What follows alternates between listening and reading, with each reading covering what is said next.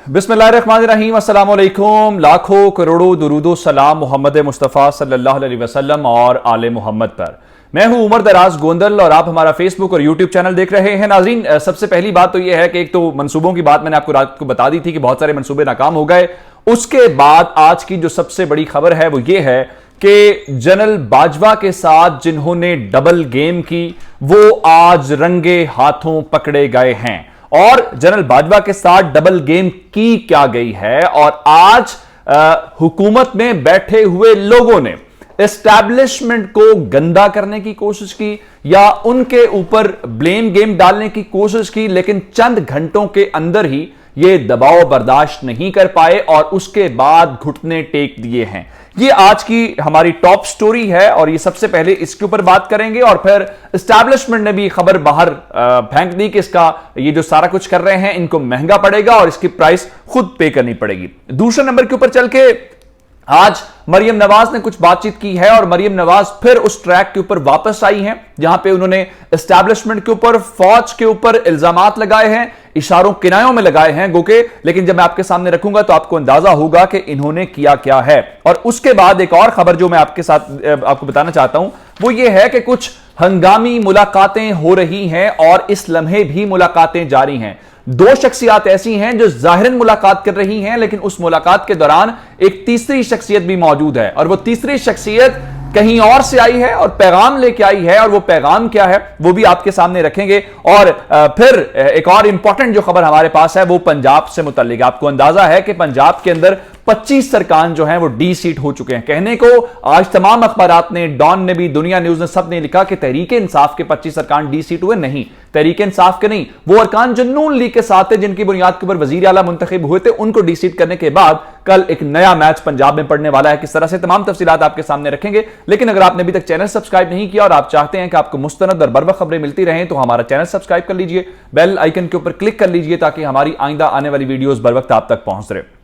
अच्छा, रात का मंसूबा बुनियादी तौर पे यह था कि यूं निकलेंगे, बनी गाला जा रहे होंगे और रास्ते से उठाएंगे और राना सनावला मूछों को ताव देंगे और वाह वाह करेंगे, लेकिन इनके ब्लंडर्स ने इनको मरवा दिया है और अब कप्तान इनके काबू से बाहर हो गया। आप कहेंगे किस तरह? जब रात वाला मंसूबा नहीं चला तो गवर्नमेंट इस वक्त फ्रस्ट्रेटेड है, गवर्नमेंट इस वक्त परेशान है और इन्होंने दिन की रोशनी में एक और मंसूबा इंप्लीमेंट करने की कोशिश की। उस मंसूबे को इंप्लीमेंट करने का मतलब यह था कि एक पैगाम दिया जाए, तहरीक इंसाफ को डराया जाए, तहरीक इंसाफ के हल्कों को यह कहा जाए कि हम हर तरह की सिचुएशन के लिए तैयार हैं। लेकिन चंद घंटों के अंदर ही यह मंसूबा पिट गया, बुरी तरह पिट गया और हर तरफ से, और इन्होंने अपने लिए एक और जो गड़ा है वो खोद लिया। अब आप कहेंगे कैसे?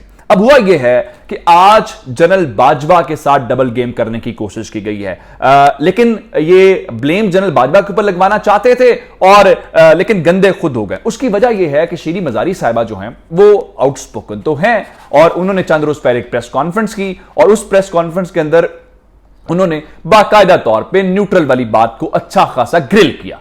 वो प्रेस कॉन्फ्रेंस अच्छी खासी रिपोर्ट हुई, उन्होंने कहा कि न्यूट्रल्स को भी जवाब देना चाहिए, ये हमारे खिलाफ हुकूमत हमारी ऐसे ही नहीं गिरेगी, इस किस्म की बातें की गई। और उसके बाद कॉन्टिन्यूस इसराइल वाले मामले के ऊपर आपको पता है कि यहां से एक डेलीगेशन गया हुआ था, एक एंकर जो अहमद कुरैशी हैं, तो उन्होंने इमरान खान के ऊपर इल्जाम लगाया। उस चीज को लेकर भी शीरी मजारी ने बहुत सख्त लैंग्वेज इस्तेमाल की।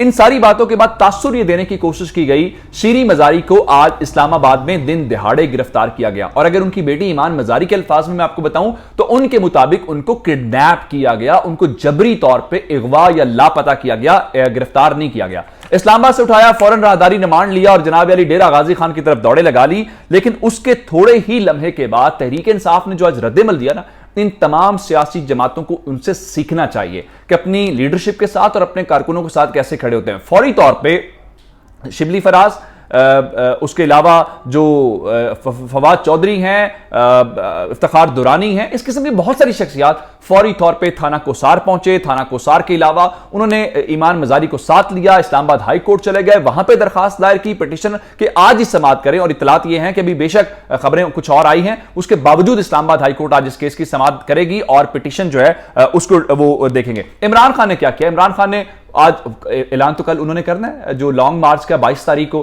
तो आज बेसिकली इन्होंने उनको मौका दिया कि आप जरा वार्म अप मैच खेल लें। तो इमरान खान ने आज रात को पूरे पाकिस्तान के अंदर तहरीक इंसाफ के कारकुनों को कहा कि आप जनाब आज एहतजाज करें, रजिस्टर करवाएं कि इस गवर्नमेंट ने जो है वो ज्यादती की है। और ये वो कॉल इमरान खान की आई, उसके बाद ये झाग की तरह बैठ गए। चूंकि मुकदमा कमजोर था, मुकदमा 1972 का है, जो उनके वालिद हैं उनके दौर का, ये जो आशिक मजारी हैं उनके दौर का ये मामला है, लेकिन इन्होंने इस चीज को ये करने की कोशिश की और तासुर फिर वही जो मैं आपको बता रहा हूं एस्टैब्लिशमेंट रहा। लेकिन आज कामरान शाहिद ने जो ट्वीट किया है, कामरान शाहिद के ट्वीट ने खेल को थोड़ी ही देर के बाद खत्म कर दिया। उन्होंने बताया कि मैं आपको कंफर्म कर सकता हूं कि एस्टैब्लिशमेंट का इस गिरफ्तारी से कोई ताल्लुक नहीं है और इन्होंने ये कैलकुलेटेड मूव खेली, एक मैस क्रिएट करने की, एस्टैब्लिशमेंट को और पीटीआई को लड़ाने की और ये कहने की। और उसके बाद थोड़ी ही देर के बाद जो है इनके मुंह से सच निकल आया और इन्होंने अपने सहाफियों के जरिए मार्केट के अंदर खबरें ब्रेक करवाई, जैसे हमने नहीं गिरफ्तार कराया। हामिद मीर ने जियो न्यूज के ऊपर बैठ के कहा कि नून लीग के एक सीनियर वजीर ये कह रहे हैं कि हम गिरफ्तार नहीं करना चाहते थे,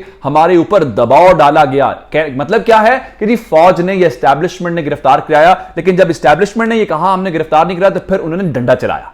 फिर उनका ये पंगे आप ले लेते हैं तो पंगे अपने सर भी लें। आप में इतनी हिम्मत और जुर्रत है, जिस तरह मरियम बीबी आज लाहौर में बैठ के कह रही थी जी मुझे खुशी नहीं हुई शीरी मजारी की गिरफ्तारी की, तो अगर एंटी करप्शन ने उनको गिरफ्तार किया है तो उनके पास कुछ सबूत तो होंगे। तो मरियम बीबी आपको और आपकी लीडरशिप को जब गिरफ्तार किया जाता था तब भी उनके पास कोई ना कोई वजह होती थी, तो कोई ना कोई सबूत होते थे। जिसके बाद जनाब सूरत हाल थोड़ी सी जो है वो गड़बड़ हुई और गड़बड़ होने के बाद उसकी एक वजह मैं और आपको बताऊं, चूंकि शीरी मजारी का इस्तीफा इस वक्त तक असेंबली सेक्रेटरीट से मंजूर होने का नोटिफिकेशन जारी नहीं हुआ, जिसका मतलब यह है कि वो लीगली इस वक्त तक रुकने कौमी असेंबली हैं। रुकने कौमी असेंबली हैं तो क्या आपने स्पीकर को इन्फॉर्म किया उनकी गिरफ्तारी के वक्त कि स्पीकर साहब हम आपके रुकन को गिरफ्तार कर रहे हैं, क्योंकि कल को प्रोडक्शन ऑर्डर जारी करने या तो इस्तीफा कबूल हो जाए या इस्तीफा कबूल नहीं हुआ तो वो लीगली इस वक्त रुकने कौमी असेंबली हैं। ये भी काम नहीं हुआ, जिसके बाद ये जब बैकफायर हुआ तो इन्हें लगा कि एस्टैब्लिशमेंट भी हमारे ऊपर आ गई, हमें प्रेशर अब वो करेंगे कि आपने हमें गंदा करने की कोशिश की है।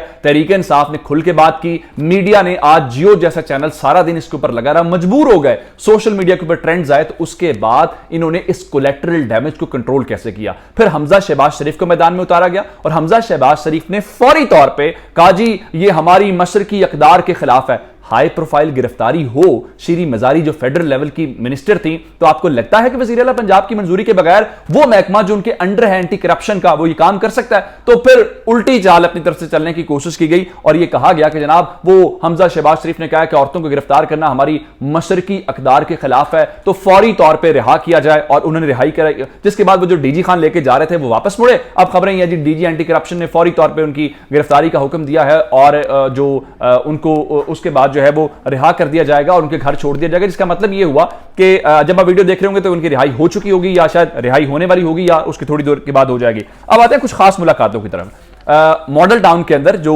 रिहायशगाह है शहबाज शरीफ साहब की, वहां पे आज मुलाकात हुई है और इंपॉर्टेंट मुलाकात यह है कि जरदारी साहब तशरीफ लाए हैं इस्लामाबाद से और आपको अंदाजा है कि रात को उन्होंने मुलाकात की थी मौलाना फजलुर रहमान के साथ और मौलाना फजलुर रहमान से पहले उन्होंने चौधरी शुजात से उनके घर जाके मुलाकात की थी।